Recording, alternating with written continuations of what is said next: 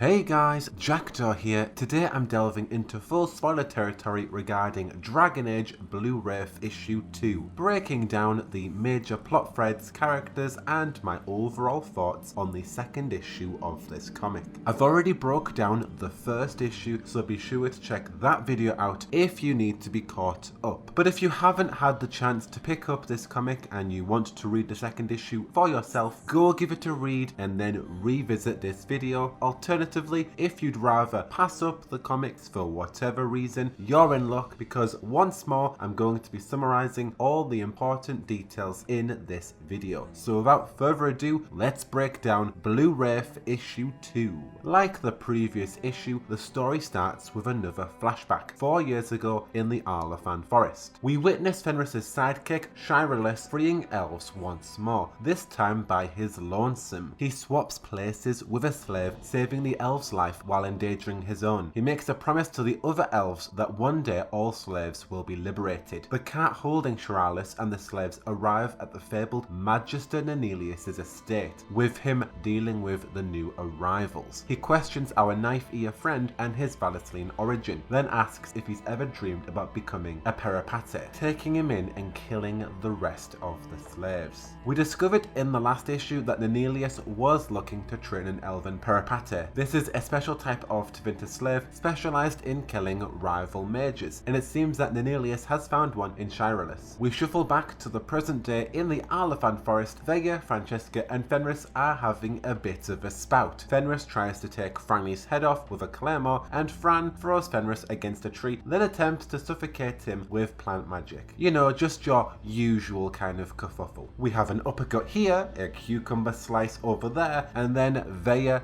jumps in, seizing an end to the conflict. Vega explains that they just came here to talk. Fenris is like, yeah, but she's a Tevinter mage, and then Vega clarifies that both her and the Mabari are trying to help Francesca, and Vega evidently did stop the fight. Fenris replies saying that that is surprisingly logical, and Francesca recovers from the fight, and in a pinch she casts a spell and screams, "Where is my father?" Vega flies right through Fenris's skin and lands on the opposite side of him. Francesca asks, how was that possible? Fenris ignores the comment and remarks that she is impressive and must be the Invidus girl. The plant-based magic she uses is very rare outside of Dalish clans. Fenris then explains that his lyrium tattoos allow him to move through things, or things can move through him, and henceforth the Blue Wraith. Francesca asks if Fenris took her father, as to which he replies he did not, but the man he's tracking did, which is Shireless from the start of the issue, who was taken in by Nenelius. Vega intrudes, calling him Fenris, saying that she's a friend of Varric Tefris. Fenris and Francesca continue to talk about her father. If Fenris did take her father, he would have killed him, as he is one of the last members of the Venatori, specifically a man who truly understands red lyrium. That alone makes him worth killing.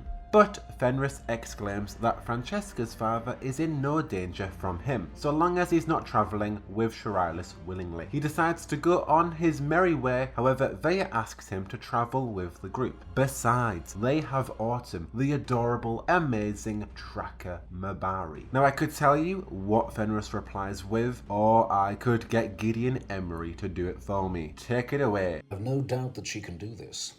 I have long admired the strength and skill of the Mabari, and you appear to be a very good girl. Yes, you are. Yes, you certainly are, aren't you? You slobbering beauty.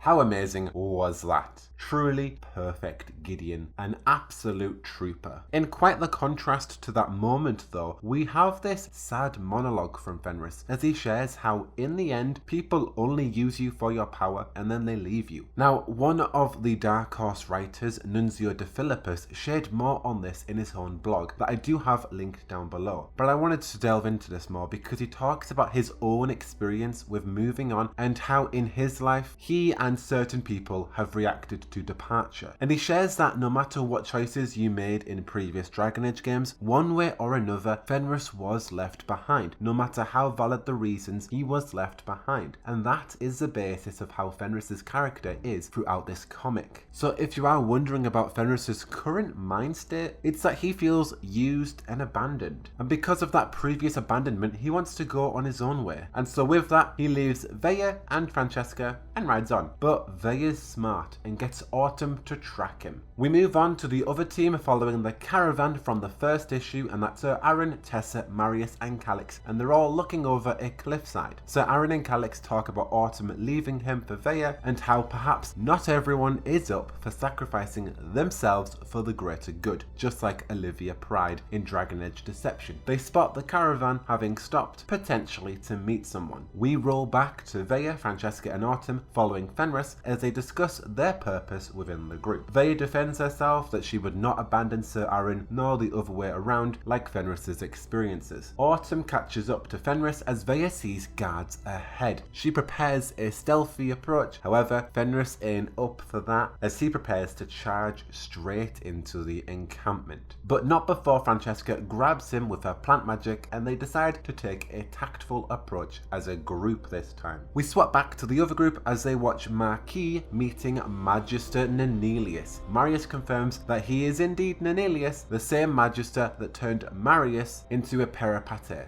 Nenelius asks if the sarcophagus works, and Marquis states that it's repaired and ready. The strange, mysterious artifact from the previous issue is given more explanation here. The device was built to fit an elf, and it's supposed to be used with red lyrium. However, Nenelius would like to see it work, so they use regular lyrium and put a human in the artifact to test it. Hence the front cover of this issue. Marquis does state that House Denarius did use regular lyrium with this device before, so it should work regardless. Veya, Francesca, Fenris and Autumn stealth their way into a separate fortress. However, as Veya discovers the previous Tevinter occupants have been killed and the Qunari have invaded the fort. The group walk into a Qunari confrontation and we discover that the Qunari are also interested in this magical artifact and the Magisters involved. They interrogate a slave and uncover that Magister Nenelius has secured the assistance of Magister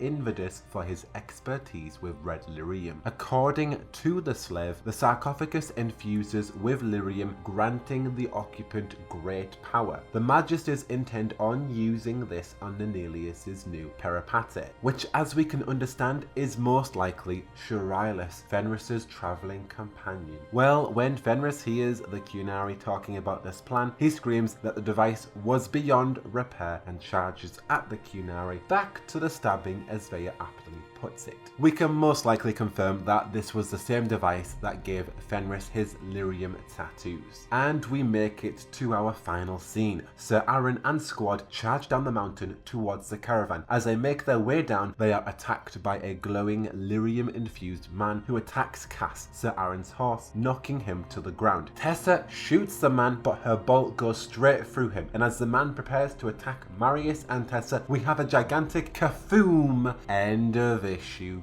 2. And oh my goodness, we had plenty to uncover in this issue and I thoroughly enjoyed every page. Blue Wraith is easily becoming even more epic, and with each issue I've got to say that I'm loving this more than any of the other Dragon Age comics. And with that, we only have one more issue to go until this narrative concludes, and we do have a sneak peek at the cover of issue 3 of Blue Wraith. We see Francesca pulling off an epic plant-based spell. So can we expect some sort of epic standoff? Is she fighting the Qunari? Are the two groups going to coincide with some sort of epic narrative? Perhaps the Qunari and the Magisters will also meet and we're just going to have a huge standoff. In any regard, that'll do it for me breaking down issue 2. Let me know what you thought of this issue. Anything you noticed that I didn't. There are plenty of new aspects that are added within this issue that we can certainly talk about in the future. But tell me all your thoughts in the comment section down below. But for all your things Dragon Age, Mass Effect, all that good stuff, you're already in the right place. Be sure to check out my blog, my Patreon. But I've been Jackdaw, and I should